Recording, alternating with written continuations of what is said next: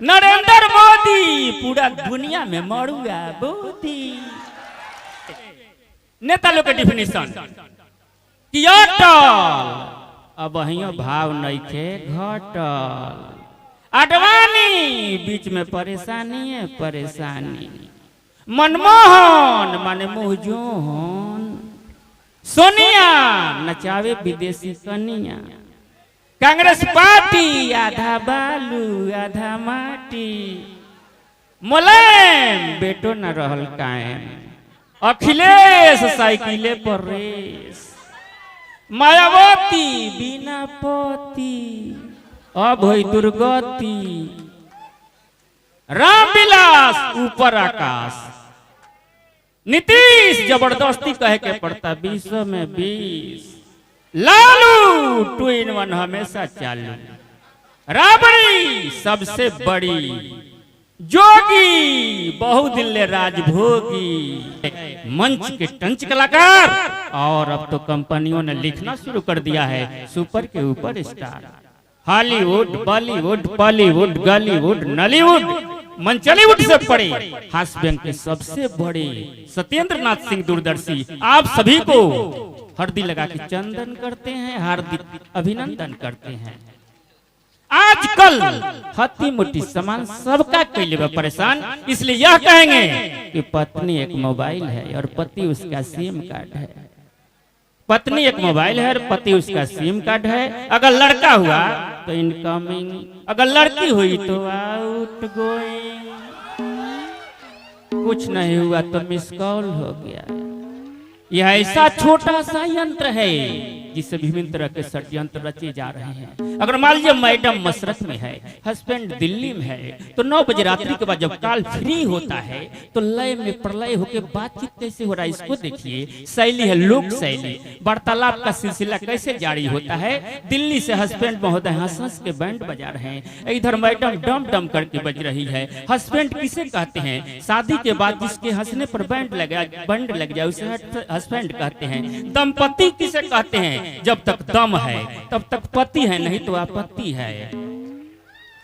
पत्नी किसे कहते हैं? जो पति पर तनी रहे उसे पत्नी कहते हैं। और यह कहेंगे कि होय श्री भरपूर दौड़म। हास्य वंदना देखिए जिस पर लालू यादव जी फिदा हो गए, हमको दरोगा की नौकरी दे दिए।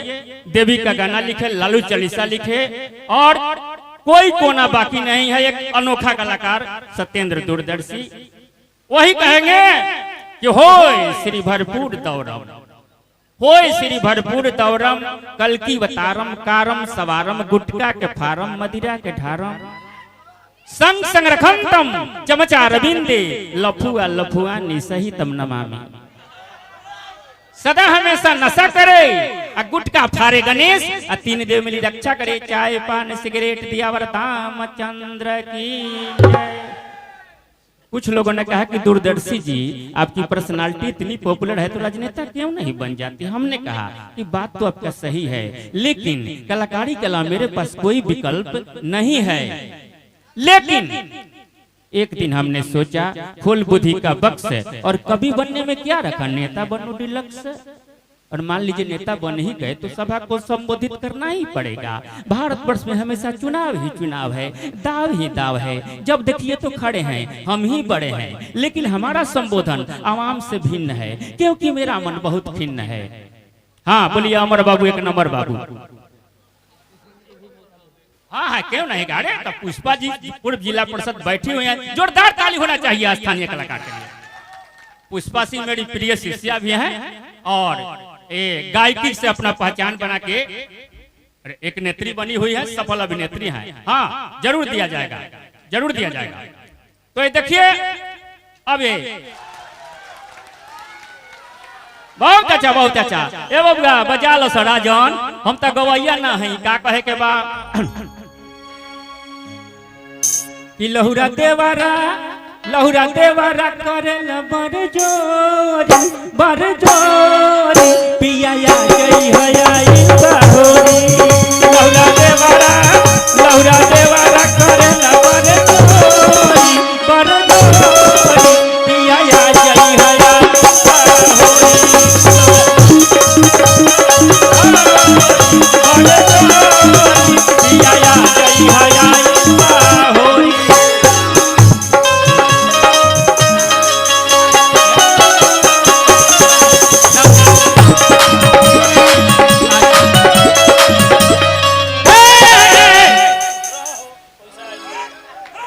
प्रमुख की चुप प्रमुख? हम हास कबे हैं वो प्रमुख नाम दिन राय। अच्छा चुपे प्रमुख मारे 5 साल। हे भगवान ऐसा होगा कि हमरा पाकिट में कोचाई जा 500 होगा। बारे भाई बाबा देखिए आवता अमर बाबू एक नंबर बाबू बहुत अच्छा। हाँ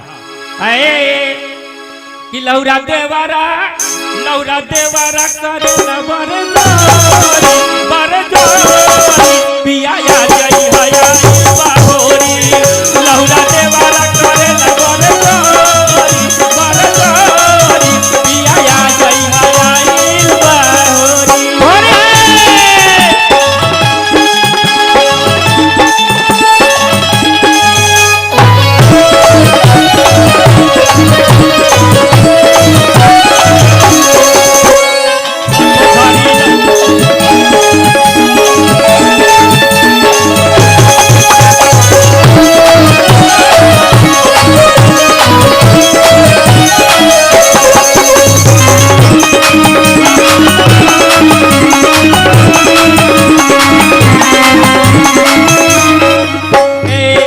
घड़ी लगे हमें बोले ना हंस के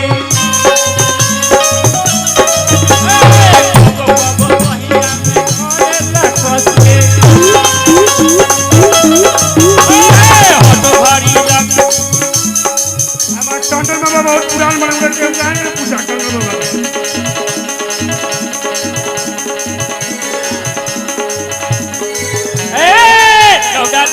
करे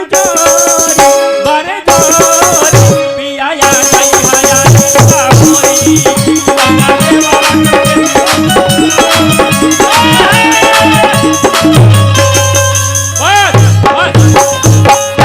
तनी तनी खाई मन लुलु आई रहे पंचामृत। हाँ एक बेसी ना बहुत कलाकार बा ढेरे फरमाइश भी बा।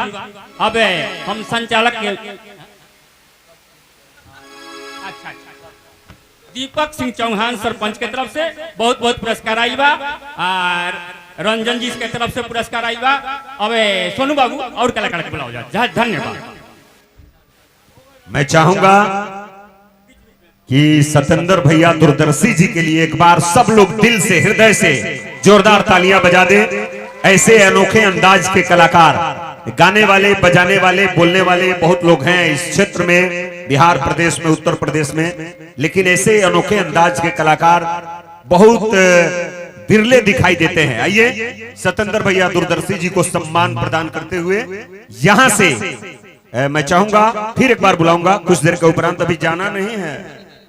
हाँ थावे महोत्सव में 2.5 लाख में हमारा बुकिंग बा 10 अप्रैल के पर्यटन मंत्री जी कहले बानी आए लोग जरूर। उसका कुछ हिस्सा कुछ प्रतिशत मेरे जी में भी दे दीजिएगा। बोलने के लिए कोई बुला ही नहीं रहा है आजकल। तो एक ऐसे अनोखे कलाकार को अमर भैया बुलाने जा रहा हूं जिनका काफी देर से इंतजार है। नेता लोग के डिफिनेशन